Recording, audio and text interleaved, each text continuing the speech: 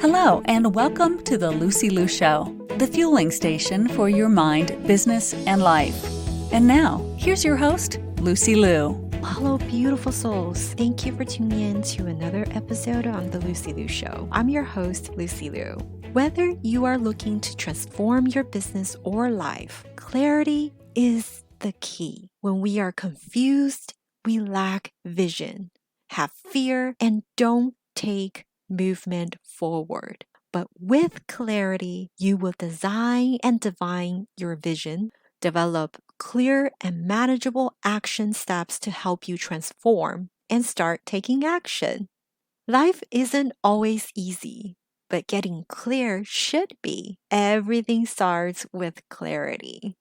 Just in case you need some clarity around goal setting, be sure you have grabbed my newest freebie, the Extraordinary Goal Setting Guide, which is available at lucyliucoaching.com. And when it comes to expertise in getting clarity, Clara Capano is the go-to person and my guest today. Clara is a speaker, trainer, performance coach, business strategist, and author. Clara has spent over 15 years helping others gain focus and transform their business and life. She is a published author and master trainer and coach with the Ninja Selling System. So without further ado, let's hear Clara on clarity. Welcome to the show, Clara. Thank you. I'm so happy to be here with you. So you're all about clarity, and I love clarity, and I bring clarity to my clients as well. So Yes. What does clarity mean to you? So when I think of the word clarity, it's really about, being confident because you know where you're going. It's about having a vision and taking action towards that forward movement for your goals, whether it's life goals or business goals. Because when we really know what we want, when we know the direction we want to take, it's so much easier to go forward. So clarity brings us just strength and belief in ourselves. How powerful exactly is clarity? Well, when we're confused, which is the opposite of clarity, we don't go forward. That's where we start to spin out of control. And that's where we start to think, well, should we do this? Should we do that? But when we are clear, we're able to move. And so the idea is we have to get clear. We have to really understand, what we want in both our lives and our businesses so that we can, take the needed actions to get there. Because if we don't have that clarity, we're just going to stand still and not move forward. Absolutely. And when people feel stuck, there's really two choices. Like you can either make a decision, right? Sometimes you're just standing still, or you need to make a change. And often it's hard to make that first step towards change. And I usually teach my clients that clarity comes with action. So you have to make some sort of action, either making a decision or just go with something you've got. But how do you teach your clients on making that first step towards clarity? Yeah. And I'm right in alignment with you. You have to take action in what you're doing. So a lot of times what I do is I work with my people, and even though we're working a lot on the business side, I still have them create a life list, and I have them bring in visuals. So maybe it's a vision board. And oftentimes it's connecting with that clarity of who they want to become. What is the life that they want to create for themselves? That's what gets them excited and motivated to want to take the action, because now they are clear again about what it's all about and what the bigger picture is. And so bringing that in. So I think, really just revisiting the end result again of what you want your life to look like, and then bringing it back into, okay, what's one step we can take today, whether it's one phone call or getting up early or, reading a book, whatever it is, but just bringing it all back to that grounding force. Yes. And usually along the process, somewhere in there is almost always some type of resistance, right? And I love your latest blog post that touched upon this, that nothing great ever comes without resistance, right? Yes. I know, it was perfect timing for that. Yes. Well, we all want things easy, and the one company has the easy button. But the truth is, success doesn't come easy. It takes work, and resistance can be people in your circle that don't believe in you. It could be money that maybe you're lacking in funds in your bank account. It could be, not having the needed skill sets you need right now.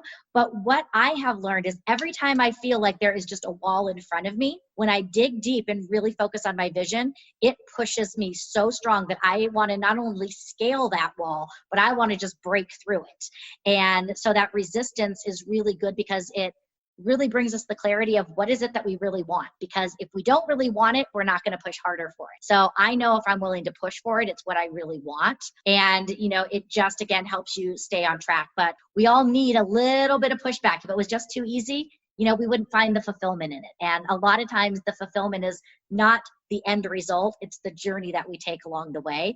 And the resistance is part of that journey.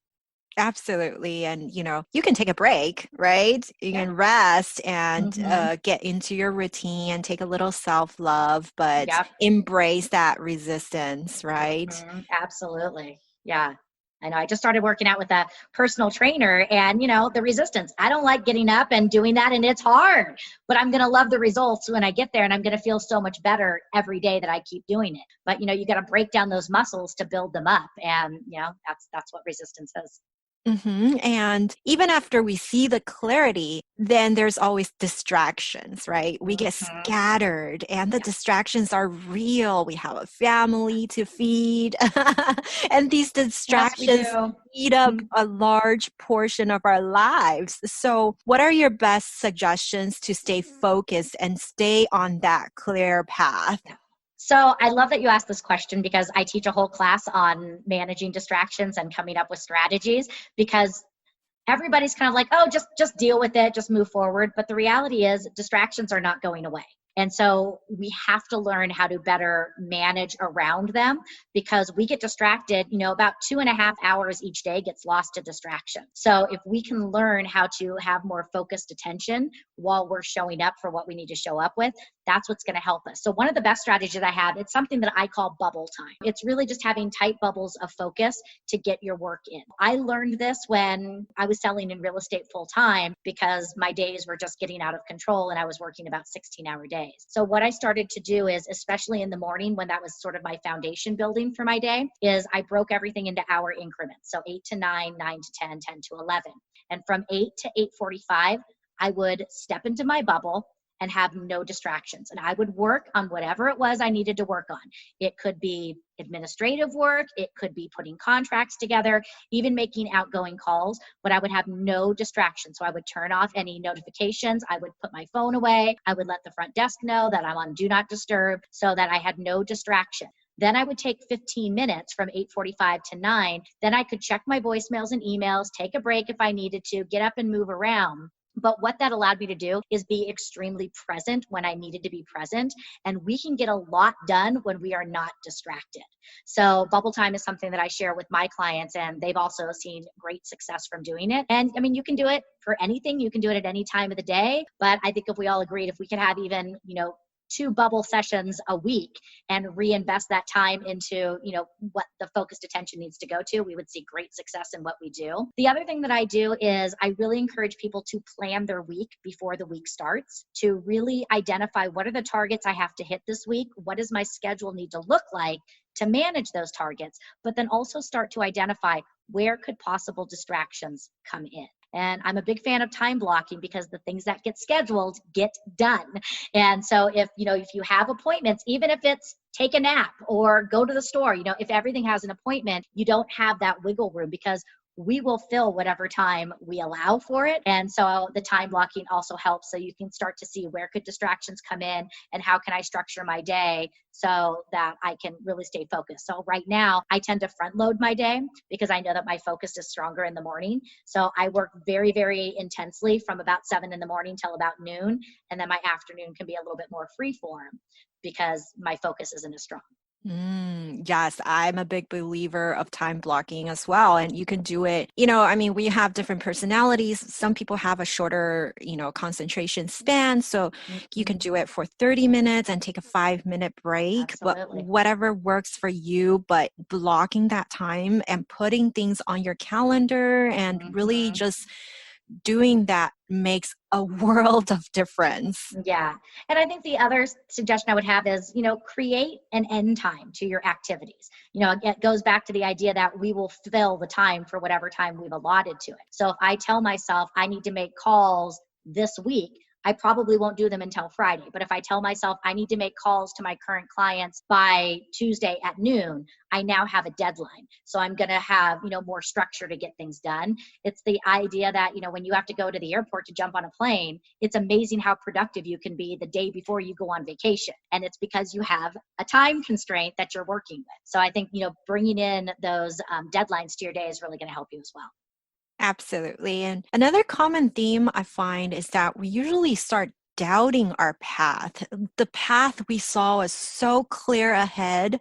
For Mm-hmm. some reason, we start losing that clarity as we take Mm-hmm. action. How do you help your client understand their value, right, in Sure. their products and services so that they're not doubting themselves? Right. So I do an exercise with my people, and it's called the feature benefit exercise. And what I have them do is just to get a sheet of paper and just fold it in half. And so they have two columns.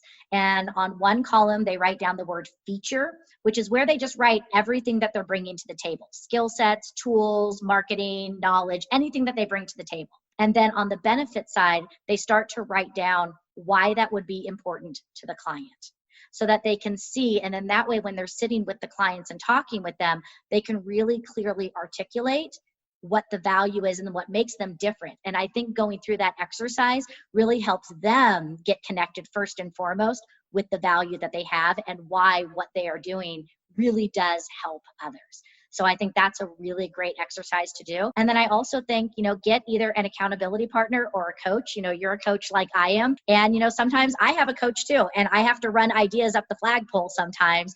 And when I'm starting to doubt, saying, oh, should I be doing this? Should I be going in that direction? It's really good to have a sounding board for someone to sort of be that mirror to reflect. Well, let's really reestablish what your ultimate goals are and see if doing this new thing is in alignment with that. And so being able to have someone to kind of talk through it with you is a great tool. I love that. And yes, we all have coaches. Every coach needs a coach. Absolutely. Tell us more about your book, Find Your Focus. Yeah. So this was the first book that I wrote, and I have been doing a weekly written blog for about 5 or 6 years now. And so what I decided to do is just pull out some of my favorite ones. So the book is called Find Your Focus, 52 Weeks of Clarity.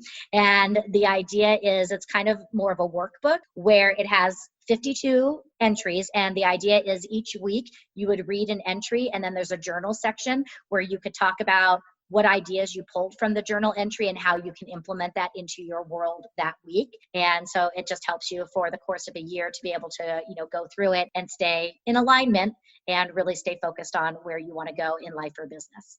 Because everything starts with clarity, right? Yes, it does. I think parents named me this and they didn't know how impactful it was going to be.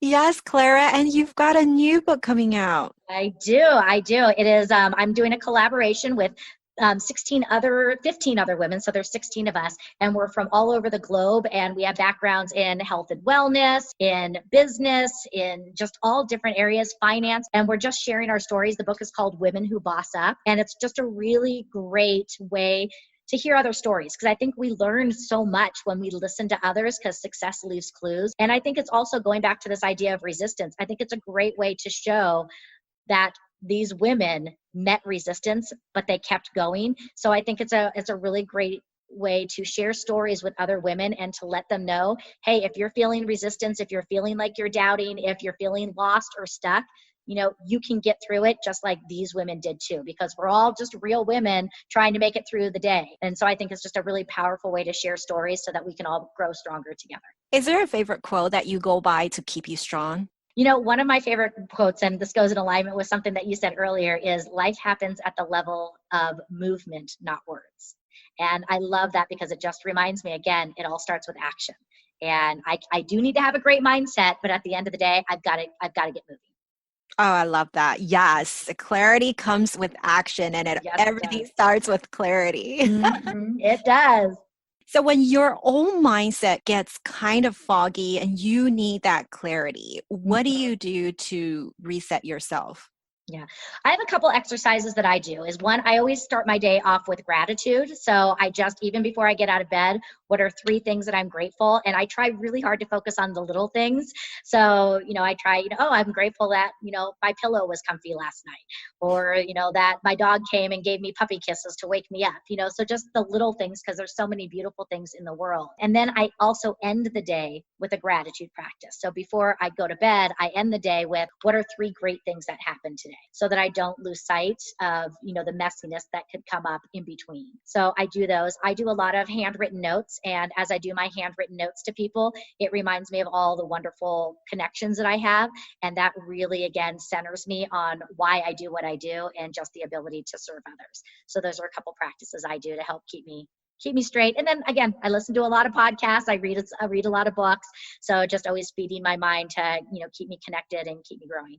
Awesome. So, if our listeners enjoyed what you said, where can they find you at? I would love people to connect with me, and they can find me on social media. I have my personal page on Facebook, which is just Clara Capano, or my business page, which is Capano Consulting. I am on Instagram with the Entrepreneurial Mom, so they can search me under the Entrepreneurial Mom. LinkedIn, I'm under Clara Capano, and then my website is Clara, CLARA, at clarat.com. And the Clara T has a hyphen between Clara and the TY. And I have a free ebook on there that is The Art of Saying No, and they can see my blogs and all those other good. I'll make sure to list those in the show notes. Thank you. Thank you. To all the beautiful souls listening, thank you for joining me on this episode of The Lucy Liu Show. When I'm not podcasting, I am coaching high-achieving women in life transitions, getting unstuck, kissing overwhelm goodbye, and living a more joyful and fulfilled life through strategic goal setting and mindset transformation. It would mean the world to me if you subscribe, rate, or share this with a friend. And don't forget to join me for the next episode. Remember, there is always a way, and more blessings are coming your way. For free resources and show notes, head over to lucylucoaching.com.